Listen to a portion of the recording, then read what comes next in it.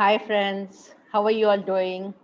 This is Moshmi here again, and I'm happy to be back with you all on the Happy Hair series. So, today we are going to talk about dandruff, one of the most common pathological problems that we see. Most of us suffer from dandruff.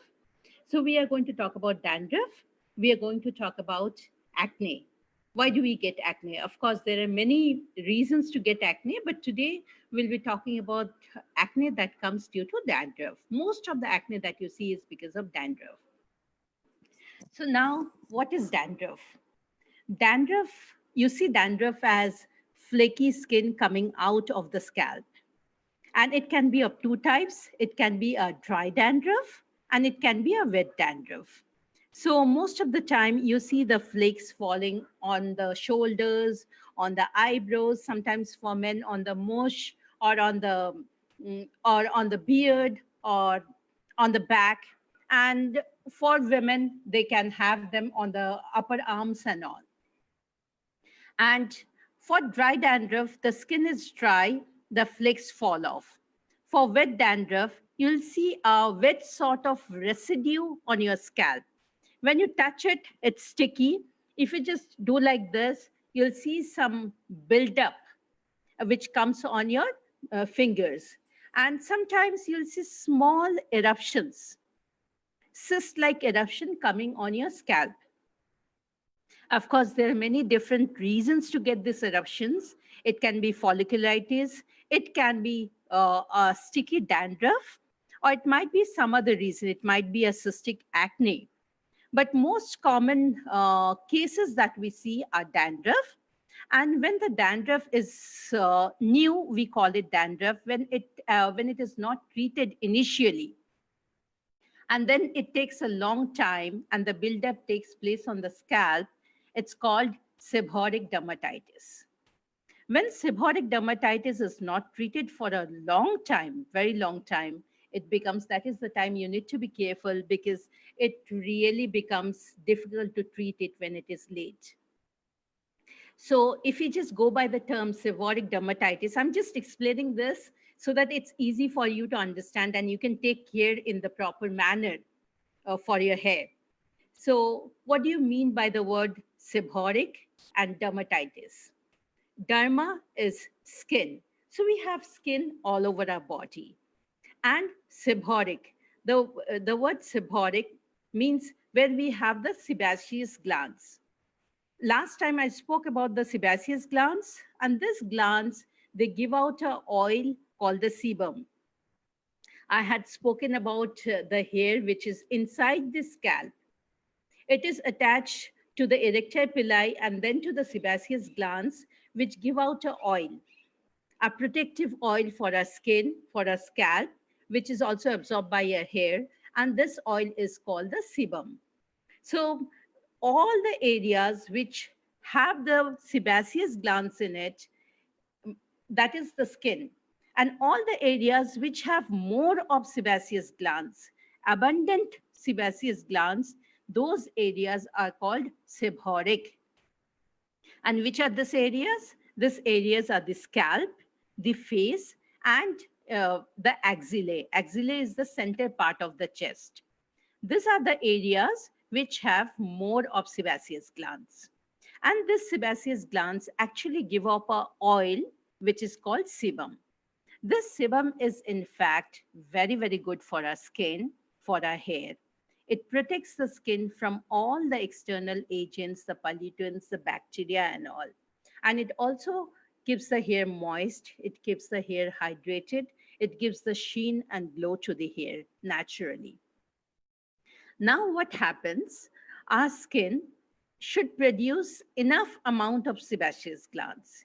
If there is increase in activity of the sebaceous glands, if it is producing too much of sebum because of some intrinsic, that is inside, internal problems, or extrinsic problems. Extrinsic problems means outside problem, like outside our skin, outside our body, like the environmental pollutants, our lifestyle, and there's a disease called contact dermatitis.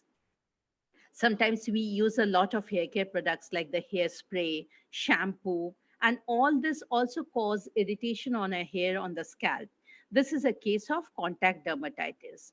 This all can increase the production of sebum in our body.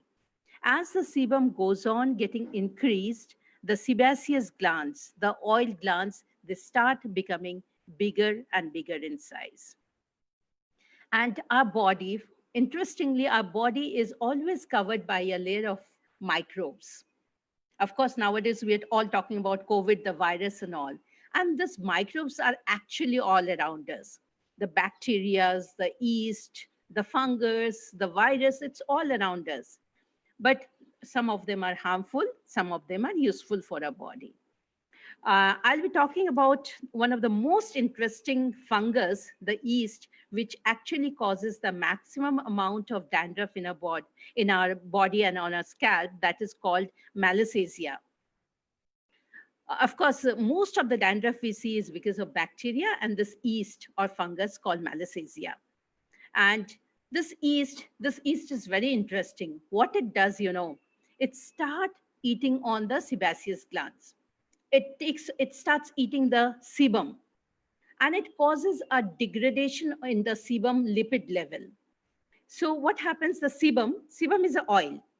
It's a type of oil which is a mixture of lot of chemicals and a lot of antioxidants and all are there naturally in the sebum.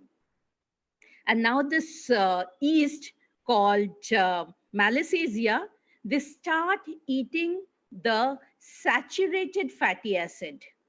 Like when I talk of lipid degradation, lipid means it's fat cells, fat, oils, fats. So there are two types of fats, saturated fat and unsaturated fat. When we talk of unsaturated fat, they are all short chain fatty acids. And when we talk of saturated fats, they are long chain fatty acids. Long chain means they're bigger in size. That means it's difficult for our skin to absorb them. And when it is short chain fatty acids, it will be very easily absorbed by our skin. So what this Malassezia does, the fungus, it goes on causing the lipid degradation in the sebum. It starts eating up all the lipids, all the saturated fatty acids. The long chain fatty acid, it eats off. Even if there is extra production, it's eating off all the long chain fatty acids. And now the short chain fatty acids are left. And this easily penetrate our skin. Because they are short chain ones, they're unsaturated fatty acid, the short chain ones, they are easily absorbed by our skin. Our skin has already produced the sebum. The scalp has produced the sebum. The skin overall has produced the sebum, especially the seborrheic places. I told you the places which have active sebaceous glands, more of them, the face, the scalp, and the chest area, the center of the chest area, the seborrheic areas. They'll be producing more sebum. Now here the yeast is going to eat up all the saturated fatty acids, leaving all the unsaturated fatty acids. This unsaturated fatty acid, they go back inside the skin and they start causing the buildup. Now this is the place where the bacteria, where the all the microbes, the environmental pollutants, they start building up.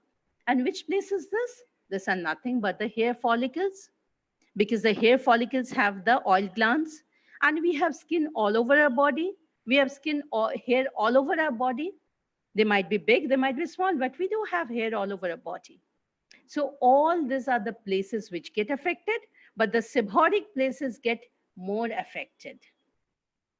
So what we need to know is that the most important way to take care of the skin is to first look at the scalp health.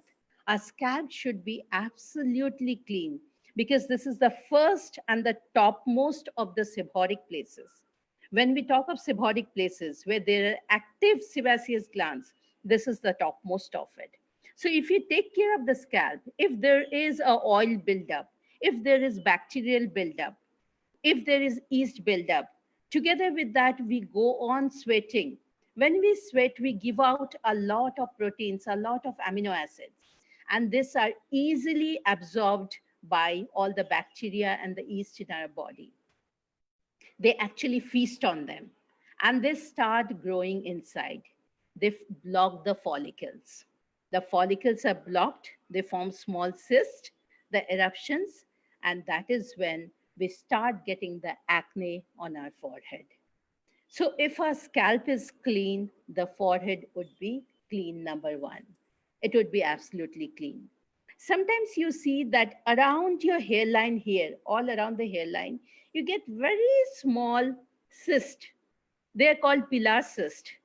And this cyst, you'll see that they don't have the whiteheads. Usually, when you see acne, either on the scalp or on the face, they have small buildup called the whiteheads. You'll see the cysts, they don't have the buildup because what they start doing is they start taking all the deposit of moisture and the keratin from our hair, from our skin. So they are actually the keratin buildup, the pilar cyst, and they occur usually around the hairline, all around the hairline on your face. And when you see this pilar cyst, you know that your scalp follicles, the follicles in the scalp, they are infected. And it is time for you to take care. So either it is a moist or a oily scalp, where you see when you see your, like even if you shampoo every 2 days, your hair becomes very oily and very, it's like chipku. It becomes very, it doesn't have life in it. And sometimes you have a very dry scalp. Dry scalp actually causes a lot of irritation, and thereby you have less moisture in the scalp. So there is a difference between moisture, the hydration level, and the oil level. Do not confuse between the two because both of them can cause dandruff. If the scalp is dry, it does not have enough of moisture. That is the time you need to actually, with massage, aggravate your oil glands to produce more oil. And if your oil glands are already producing more oil, that is the time when you start getting the oily dandruff. And usually in the case of dry dandruff, you don't get that much of acne because most of the flakes fall off on the body and you get the acne on the back. But in case of oily dandruff, the acne that you see, it comes all over the face. So we need to look at the scalp health. Keep the scalp very, very clean. And how do we clean the scalp? It's very important that you clean the scalp using massage techniques. And as I have been repeating in all my talks, that use a scalp conditioning mask. Today, of course, I'll be sharing about a natural scalp conditioning mask, which you can be using for your dandruffs. A natural product which you get, everything is available in your kitchen, and you can use it to clean your scalp. And over that, together with the scalp, it is very important that you keep your hair shaft clean because this hair shaft, they are very good absorbents. They, when you use water, even if the water is not, it's a heavy water, it has a lot of minerals, it will absorb and just get deposited here on the scalp, on the follicles. So, a regular massage with your fingertips is very, very important to keep your scalp health clean. Because as you massage your follicles, the follicles are the places where it is connected to the blood vessels. It takes the nutrition, it takes the oxygen from there, blood. So, it takes all the food from there. So, if it is deprived of the food, it won't be healthy. If it has excess of food too, anything that is excess for a body is also not healthy, it is poison, then too it won't be healthy.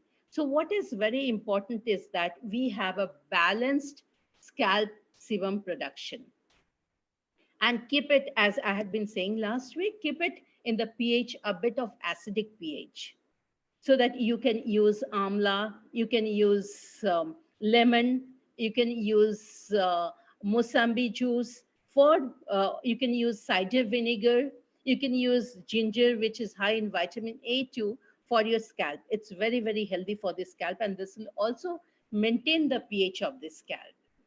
Together with this, what is very important is that keep your face absolutely clean.